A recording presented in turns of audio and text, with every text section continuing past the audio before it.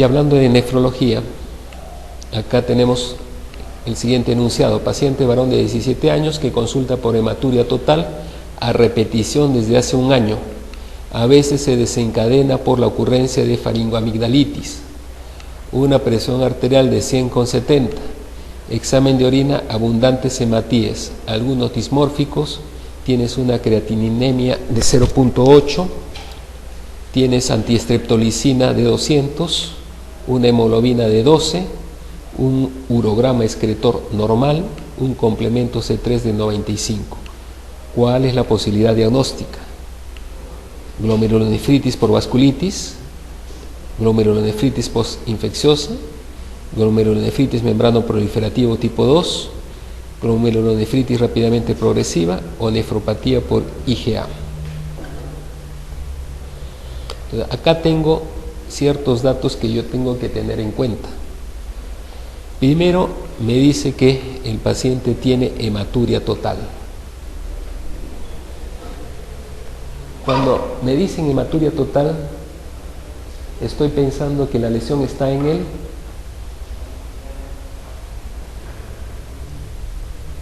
¿Se acuerdan en semiología la prueba de los 3 vasos? ¿No? Inicial, final o todo.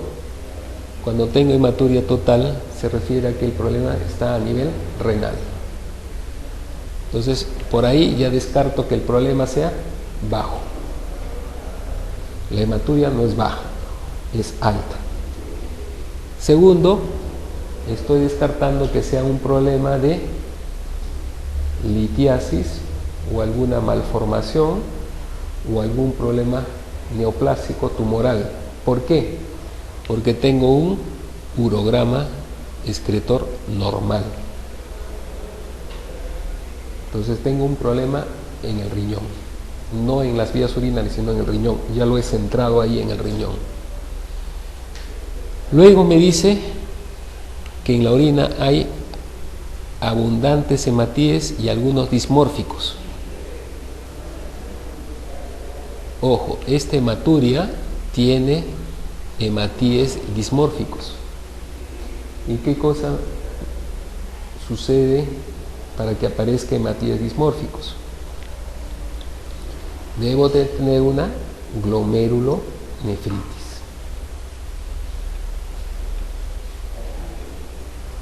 Muy bien, entonces ya tengo el problema en el riñón, ya sé que el problema en el riñón es una glomerulonefritis, no es otra cosa, es una glomerulonefritis. Muy bien, entonces de la glomerulonefritis tengo que pensar cuáles me causan hematuria. Hay varios que me producen hematuria, ¿no? Por ejemplo, puedo tener una glomerulonefritis que me afecte el pulmón y el riñón. O puedo tener una glomerulonefritis que me afecte vías respiratorias altas y riñón, y eso ya lo vimos.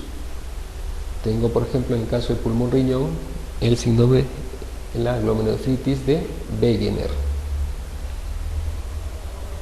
Y si me afecta riñón y vías respiratorias altas, puedo tener otra glomerulonefritis que se llama Churg-Strauss, el PAN o la nefropatía por IgA. Pero acá me da un dato interesante que dice que el paciente tiene la hematuria cada vez que tiene faringoamigdalitis. Entonces, si yo tengo faringoamigdalitis, lo primero que se me ocurre, ¿qué cosa es? Una glomerulonefritis post-streptocócica.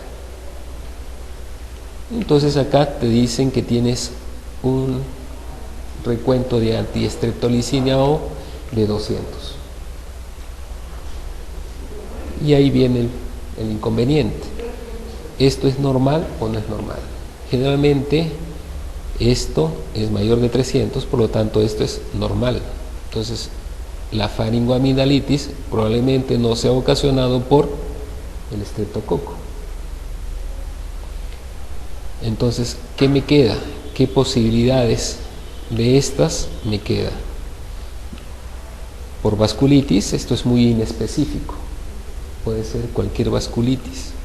Posinfecciosa, estoy quedando que el lazo no es elevado, está dentro de lo normal, por lo tanto, estas dos voy eliminándola. Me queda glomerulonefritis membrano proliferativo tipo 2 y rápidamente progresiva. Veamos esta rápidamente progresiva.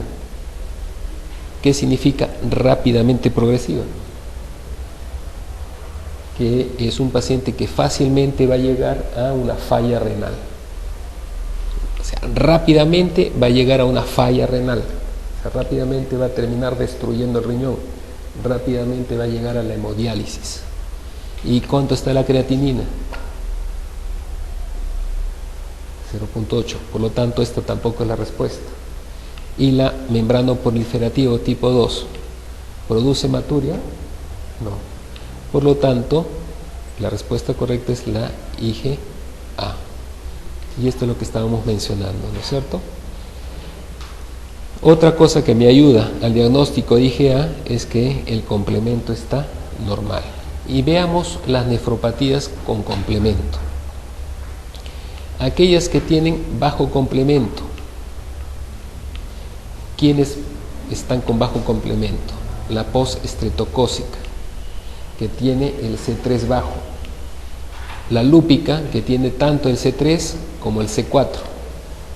La membrano proliferativo tipo 1, tipo 2 y tipo 3 tienen complemento bajo.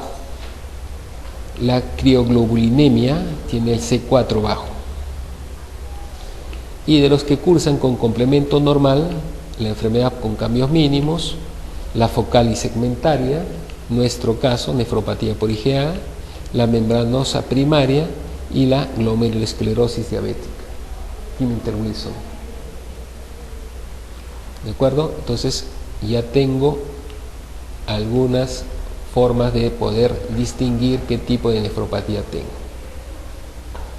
Recordemos que la nefropatía por IgA, la característica fundamental es la que nos está refiriendo el enunciado, hematuria recurrente. Aparece en el 75% de los casos. Coincide siempre con una infección respiratoria.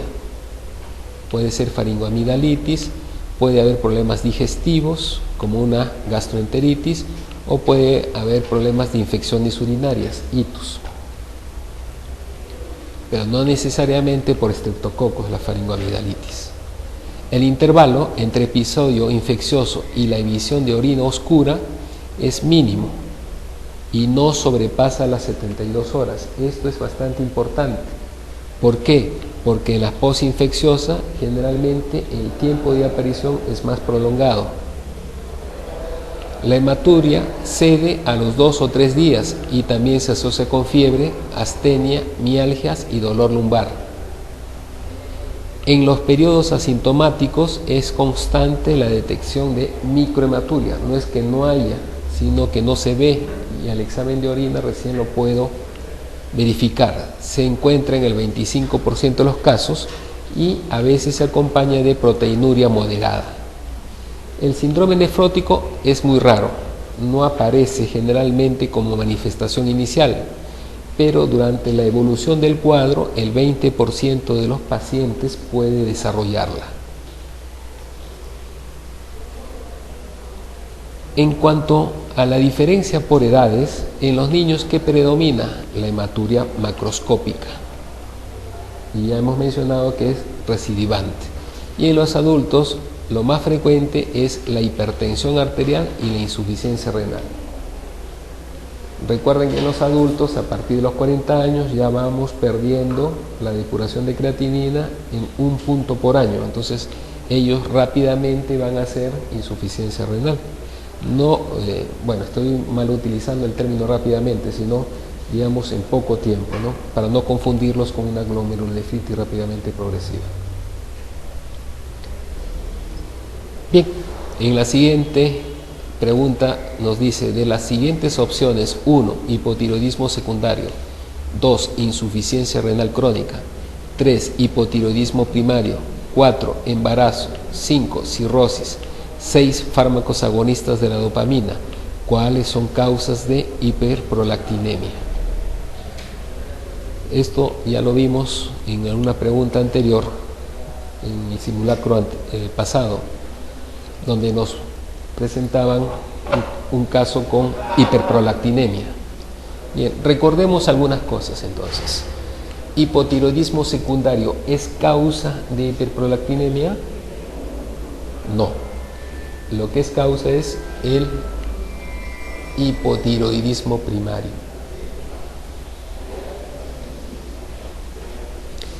La insuficiencia renal crónica produce hiperprolactinemia. La insuficiencia renal crónica, sí. El embarazo, obviamente. La cirrosis, también. Ya hemos mencionado la vez pasada que muchos pacientes cirróticos tienen ginecomastia y en algunos casos podrían tener lactorrea, pero generalmente tienen ginecomastia. ¿Y fármacos agonistas de la dopamina? No, al contrario, voy a utilizar esos para el tratamiento de la hiperprolactinemia. Entonces, la respuesta correcta en este caso sería el 2, el 3, el 4 y el 5. Y de las opciones que tengo es la letra C.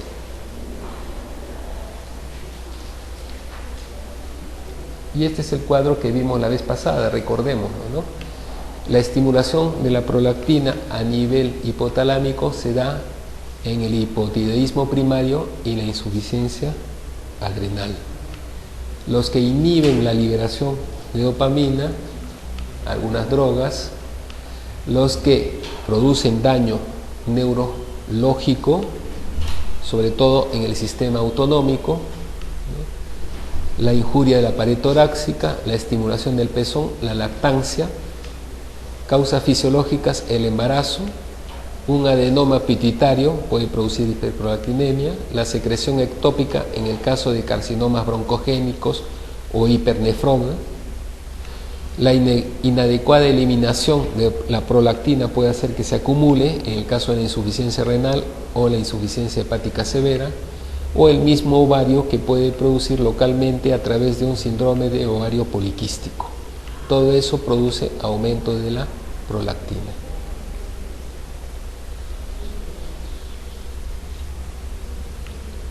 La siguiente pregunta menciona: el marcador clínico de la vasculitis leucocitoclástica es A. Escoriación neurótica, petequias, C. Equimosis, D. Eritema nodoso y E. Púrpura palpable. De acá, ¿cuál es la que sale eliminada? Sin necesidad de pensarlo mucho, ¿cuál sale eliminada? La primera, ¿no es cierto?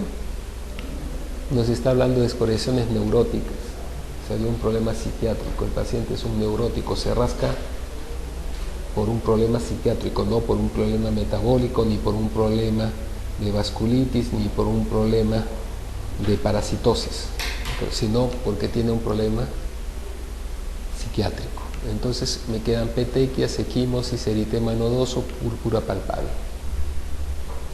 ¿Cuál de estas es lo más característico? Las petequias, las equimosis son inespecíficas. Pueden aparecer en una serie de problemas, ¿no? Desde problemas de vitamina C que van a producir debilidad de la pared y fragilidad capilar, hasta problemas de plaquetas que me pueden producir grandes cantidades de equimosis, y eso le llamo púrpura.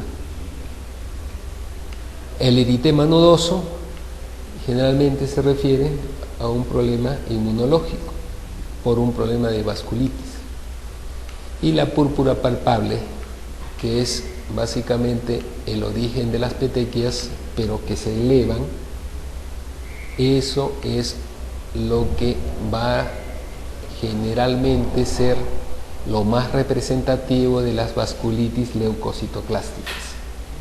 Recuerden que también se ve en la púrpura de Henoch-Schönlein. La equimosis no. ¿Por qué? Porque el problema de equimosis generalmente se debe a factores de coagulación. Entonces, la respuesta correcta es púrpura palpable.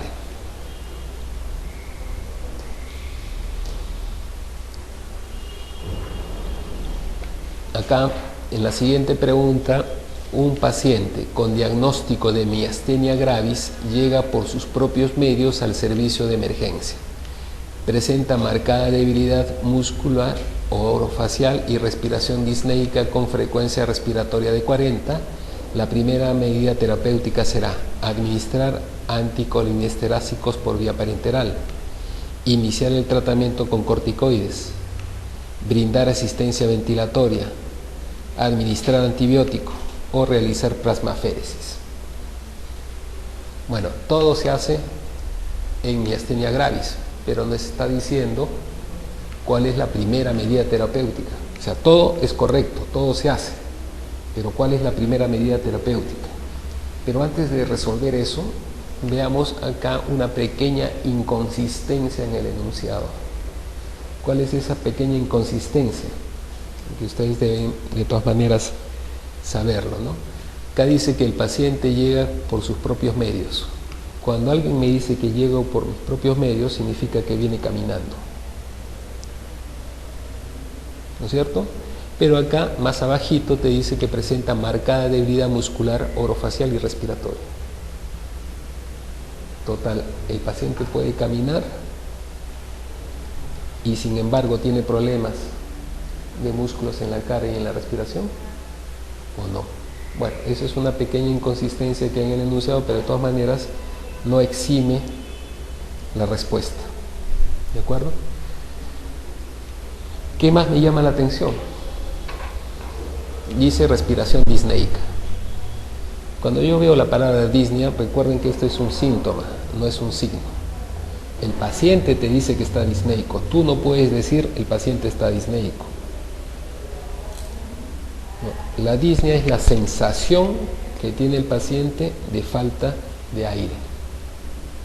Si tú al paciente lo ves que está respirando, dirás está taquipneico o dirás está polipneico. Pero a veces utilizamos mal la afirmación y decimos paciente disneico, a pesar que el paciente no me ha dicho que está disneico. ¿De acuerdo? Entonces, bueno, acá dice respiración disneica y tiene una frecuencia respiratoria de 40. Entonces, cuando yo tengo una frecuencia respiratoria de 40 en un paciente que tiene miastenia gravis, ¿qué cosa debo pensar?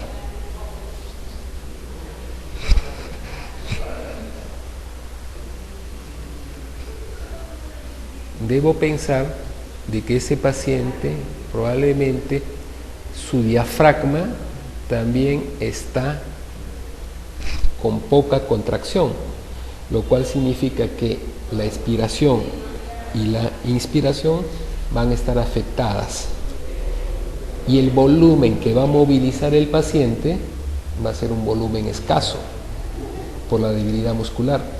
Recuerden que el aparato respiratorio es básicamente debido a la función del diafragma. Los intercostales, el escaleno, el trapecio no me van a servir de mucho si falla el diafragma. Entonces eso significa que mi diafragma no está expandiéndose como debería.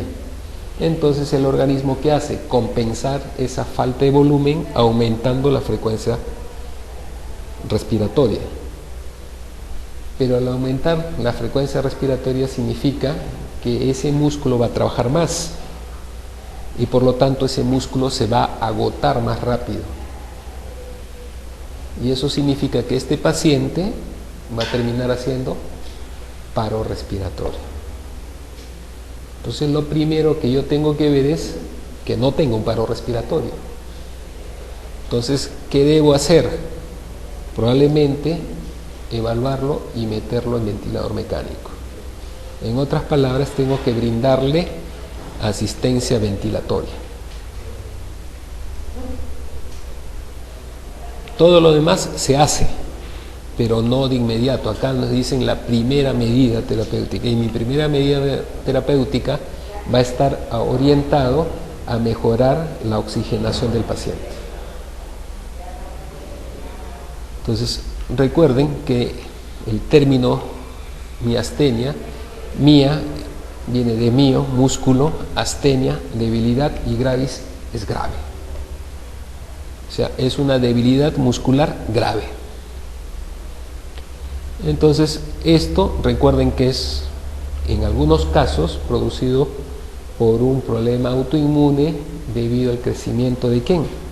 Del timo.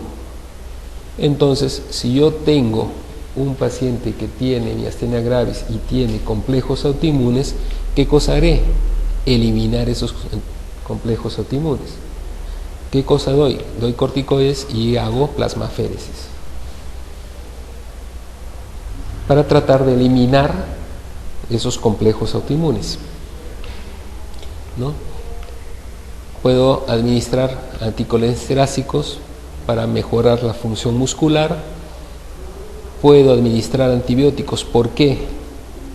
Porque si tengo un paciente que no tiene buena contracción muscular, eso significa que no va a poder expectorar en forma adecuada. Entonces, ¿qué va a pasar? Que muchas veces las secreciones que puedan tener van a provocar atelectasia. O sea, no solamente voy a tener un problema muscular, sino también un obstructivo. Y la atelectasia puede infectarse y producirme un problema neumónico, es decir, un problema infeccioso. Entonces, puedo administrar antibióticos en el tratamiento del paciente con miastenia gravis. Entonces, la respuesta es brindar asistencia respiratoria. La clínica de la miastenia gravis, generalmente el paciente refiere cansancio agudo, falta de fuerza muscular, tosis palpebral unilateral, visión nublada o diplopía, marcha inestable y irregular, debilidad en los brazos, las manos, los dedos, las piernas y el cuello, dificultad para subir escaleras, dificultad para sonreír y gesticular, dificultad para deglutir alimentos, dificultad para respirar y trastornos en el habla por disartre. Los pacientes con miastenia gravis generalmente se despiertan bien. Generalmente son pacientes que se sienten bien.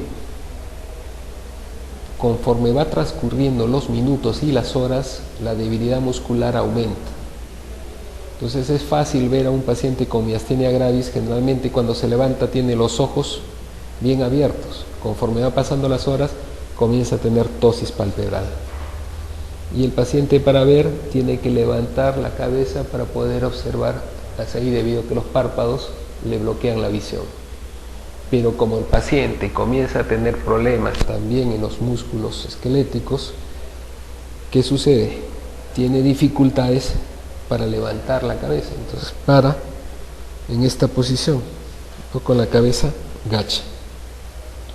Y conforme transcurre el día, dependiendo de la gravedad de la enfermedad, los problemas pueden ser serios. Una forma de hacer el diagnóstico es mediante la prueba farmacológica. ¿Qué cosa doy? Hidrofonio, bromuro de hidrofonio. Le inyecto, que es la prueba del tensilón, le inyecto y el paciente recupera la fuerza, obviamente durante el tiempo que dure la inyección. O sea, es una recuperación abrupta, rápida, pero lamentablemente no permanente. Esto es positivo en el 80-95% de los pacientes que tienen miastenia gravis. Puedo hacerle también pruebas electrofisiológicas, electromiografía, puedo hacerle pruebas contra anticuerpos de receptores acetilcolinsterásicos y la prueba del MUSC para ver el diagnóstico de miastenia gravis. Puedo utilizar en el tratamiento fármacos anticolinsterásicos como la piridostimina. Si el problema es el timo, obviamente tengo que hacer cirugía. Puedo utilizar fármacos inmunosupresores debido a que este es un problema de inmunocomplejos. Puedo utilizar acetropina, miclofenato de mofetil, ciclosporina. Puedo utilizar corticoterapia, como ya hemos mencionado, plasmaféresis. Generalmente acá lo que se recomienda es que haya un ciclo de 4 a 5 sesiones de plasmaféresis, ¿no?, que más o menos tengan un promedio de 3 a 4 litros de recambio plasmático. Y esto debe hacerse durante un periodo de 2 semanas.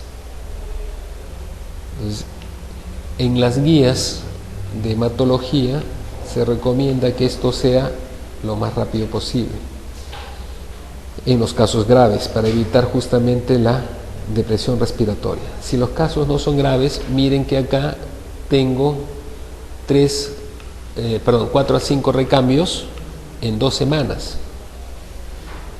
Eso significa que le voy a hacer uno cada 3 o 4 días.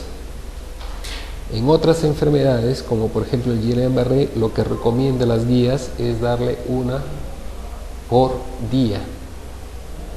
Y generalmente las primeras 3 semanas. Acá no. Acá en realidad no hay un tiempo límite para decir hágase o no hágase. Lo que se recomienda es que esto se realice lo más rápido posible solamente en los casos que tengan problemas respiratorios. ¿Y cómo yo sé que un paciente va a tener problemas respiratorios, que tiene miastenia gravis? Cuando el problema es severo en los músculos del cuello. Eso significa que el paciente ya tiene una debilidad por debajo. Inmunoglobulina intravenosa, se ha utilizado la sandoglobulina liofilizada de Beringer, se da 0.4 gramos por kilo de peso durante 5 días. Esto es con la misma finalidad que la plasmaféresis. O utilizo esto o utilizo esto.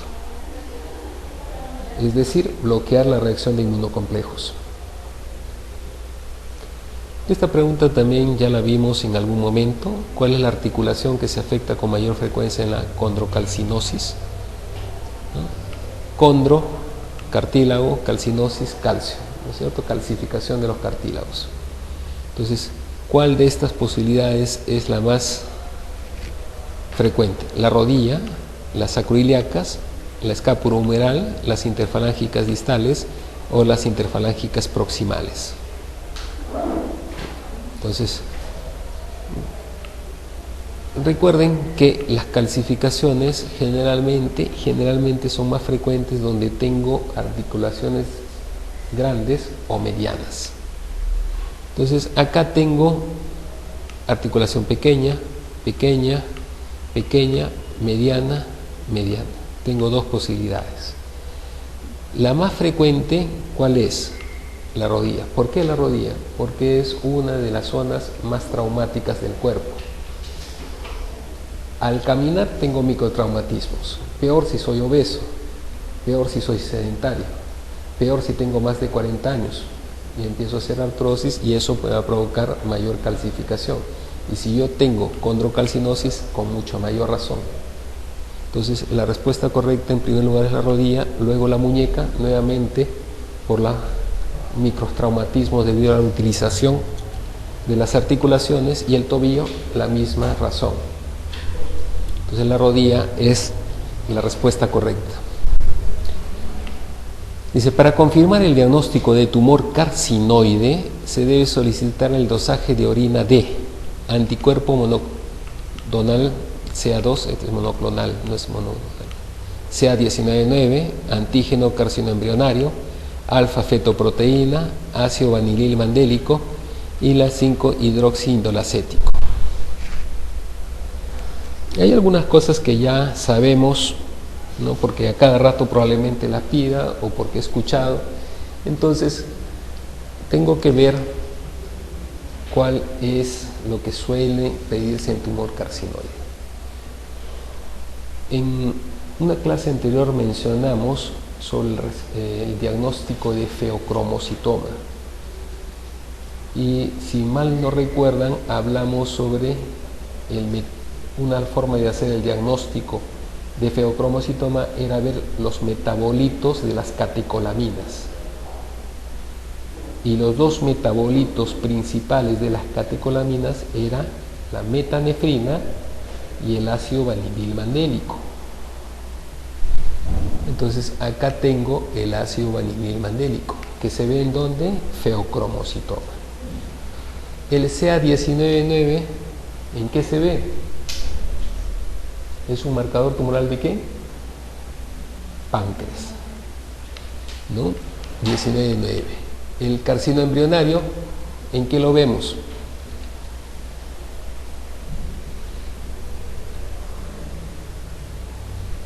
¿En qué lo vemos? en tumores digestivos, ¿no es cierto? Lo voy a ver en neoplasias hepáticas, en metástasis de colon. La alfa-fetoproteína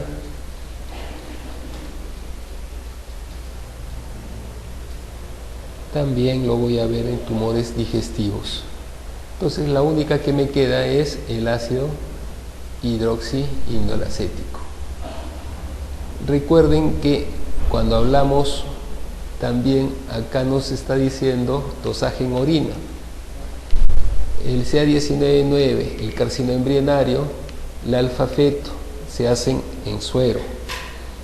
El ácido vinililmandélico y la metanefrina, en el caso del feocromocitoma, se hace en orina. Y el hidroxiindolacético también se hace en orina. ¿De acuerdo? Acá tenemos otros marcadores, el ácido 5-indolacético no es el único que se puede dosar como marcador de tumor carcinoide, sino también, por ejemplo, puedo encontrar la serotonina, la cromogramina, el neuropéptido K, el polipéptido pancreático, la hormona gonadotrofina alfa, la beta, la gastrina, los metabolitos de la histamina, la somatostatina y la neurotensina. Todos estos son marcadores también que me pueden orientar al diagnóstico de tumor carcinoide. Pero de todos, el hidroxiindolacético y los metabolitos de la histamina son los dos únicos que se dosan en orina. Todos los demás se dosan vía plasmática.